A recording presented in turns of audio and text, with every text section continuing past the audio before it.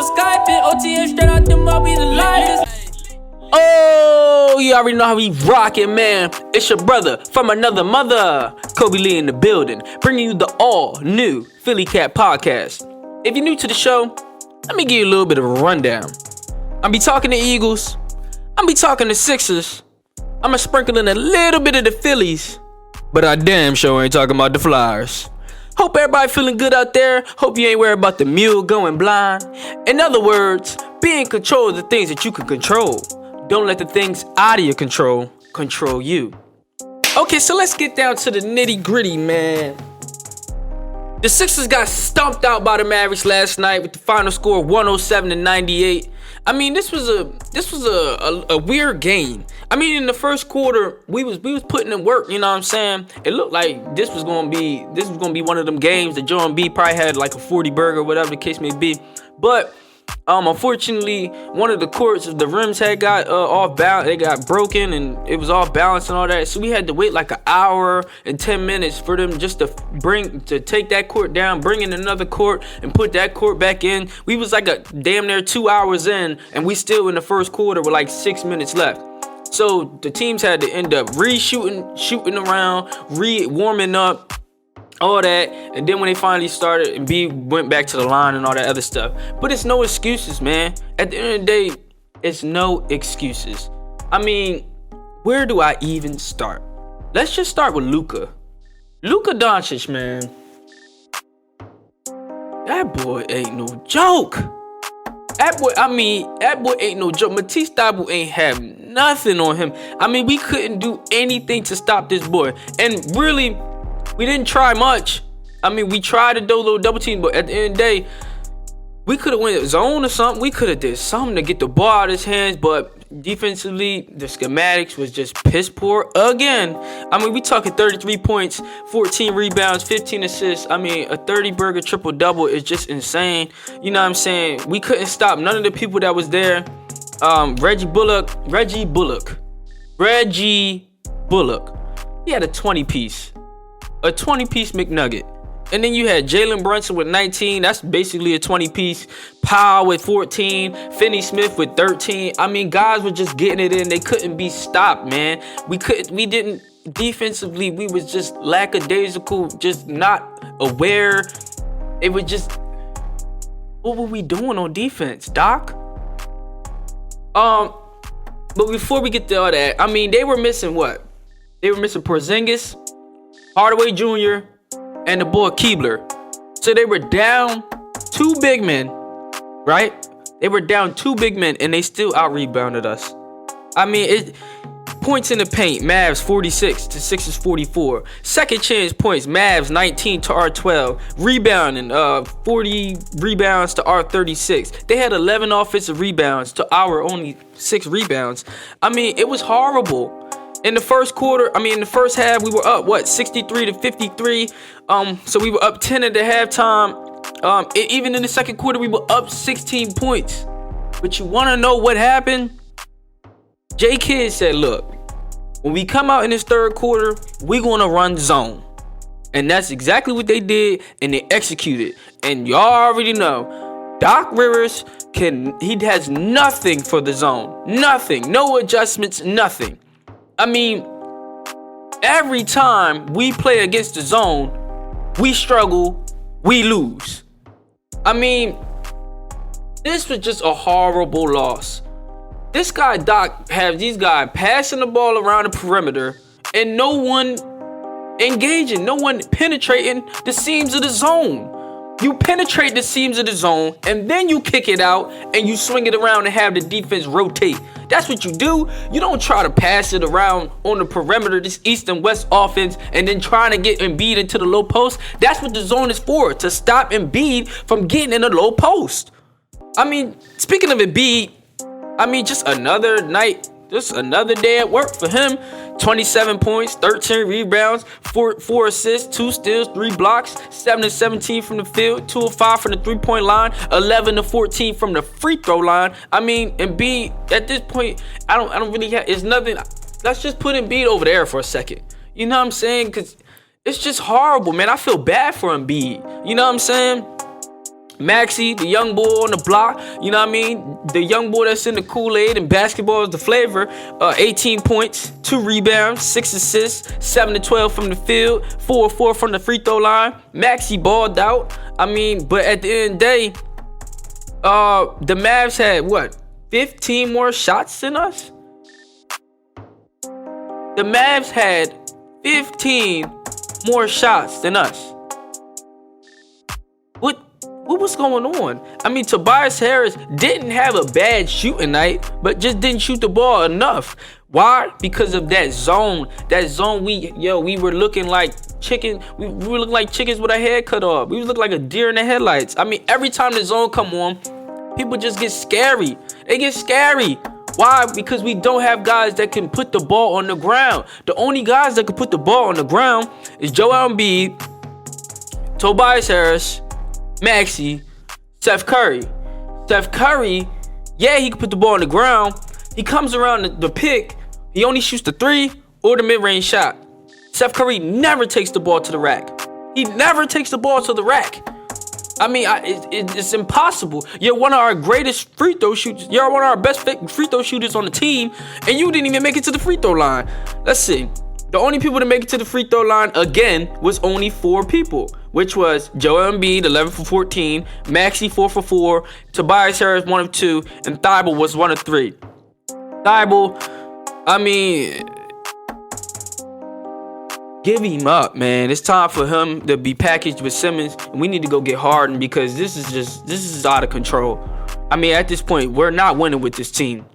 I got people all on social media talking about we should keep Ben. I mean, that's out the way. Not only does Ben not want to play for Philly, well, first of all, we haven't heard Ben say anything. This is all coming from quote unquote his camp. So apparently, Ben Simmons, not only will he doesn't want to play for Philly, he doesn't want to play in Philly against Philly. Meaning, if he gets traded to another team and he has to go to Philly to play the Sixers, he's going to refuse to touch the court. I mean, what kind of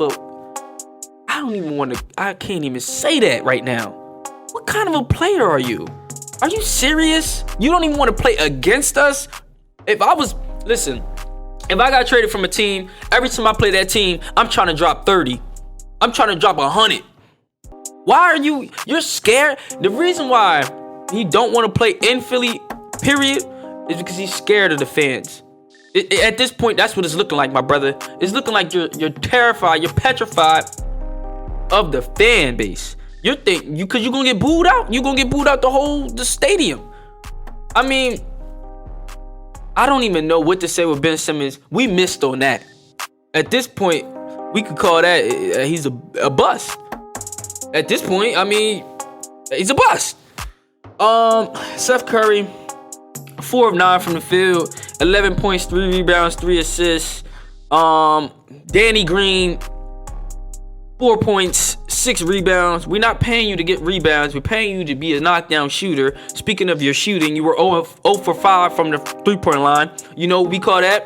We call that a donut, a Krispy Kreme donut. 2 of 7 from the field. Andre Drummond, 6.7 rebounds. Who else we got? Niang did his thing. Niang was definitely a professional. 13 points. He was 5 of 6 from the field, 3 of 4 from the 3-point line. The real reason is just we don't have the ball handlers. We don't have the guys that's going to take it to the rack, break a defender down, size up, cross over. The only guys that do that is the 3 that I mentioned earlier: Joel Embiid, Tyrese Maxey, and Harris. I mean, the second half, the Mavs outscored us 54-35. The Mavs outscored us in the second half 54-35.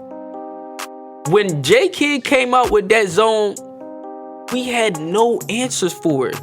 Every time we have that lead, and we was going up 10 going into second half. I mean, up 10 ain't really nothing, but at the end of the day, we still got a better team than them. They were missing 2 big men. We got out rebounded, and they're missing 2 of their starting big men. I mean, Doc, once again, you got out coached. I don't think Doc is a horrible coach.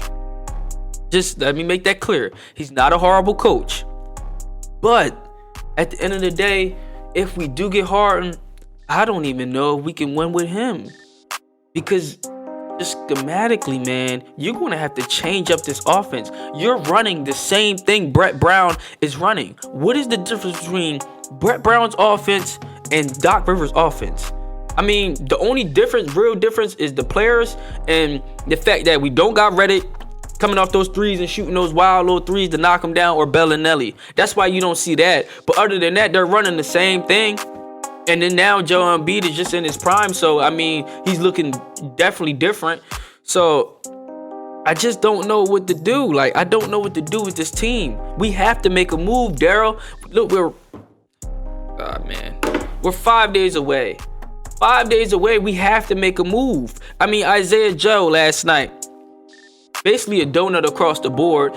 0 points, 1 rebound, 1 assist, 0 steals, 0 blocks, 0 for 2 from the field, which both of those shots were 3-point shots. I just think with Isaiah Joe, man, it wasn't like, let me just say this to you, Isaiah, because you're my young bull, and I'm really, really pushing for you, to become that, to reach your potential.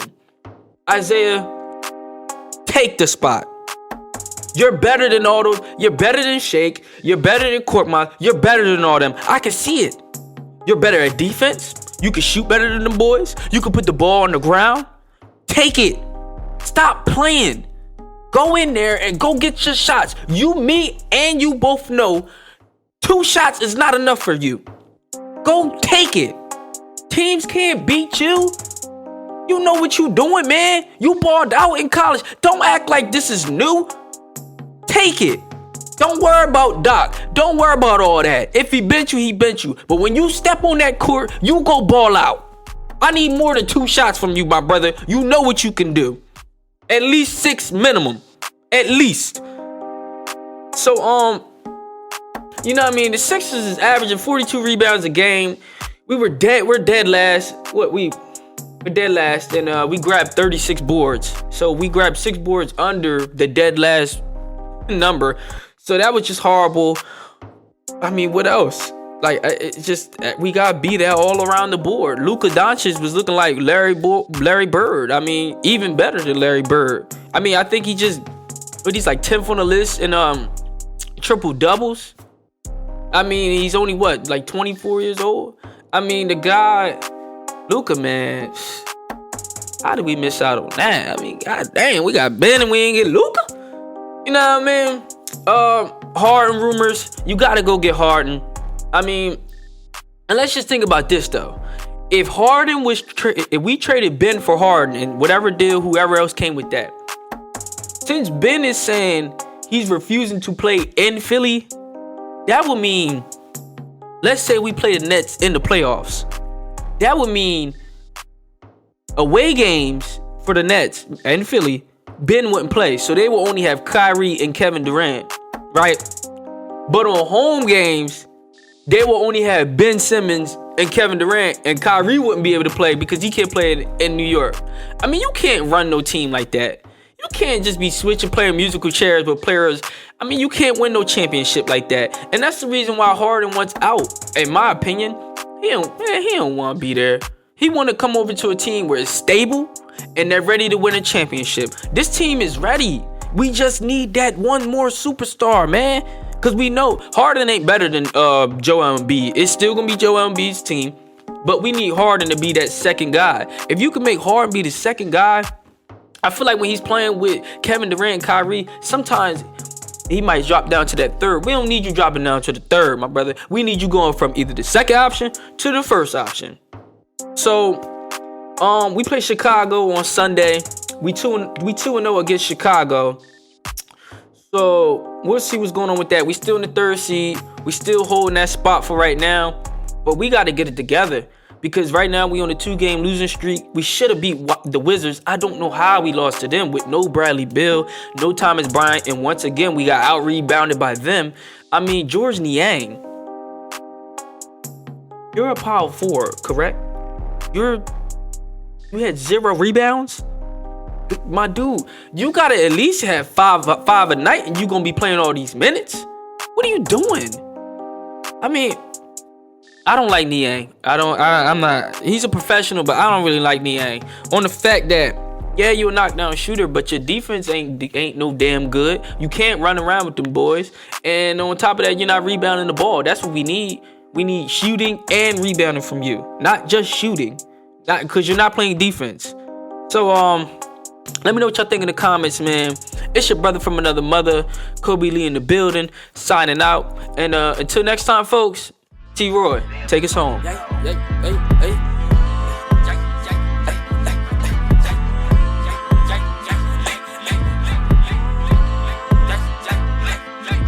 say lil' bro ain't keeping it real, you snake, that's crazy. Feeling in my bones, wanna make 100 million, and she won't phase me. A biggie in paper, too many dollars, too many bills, somebody save me.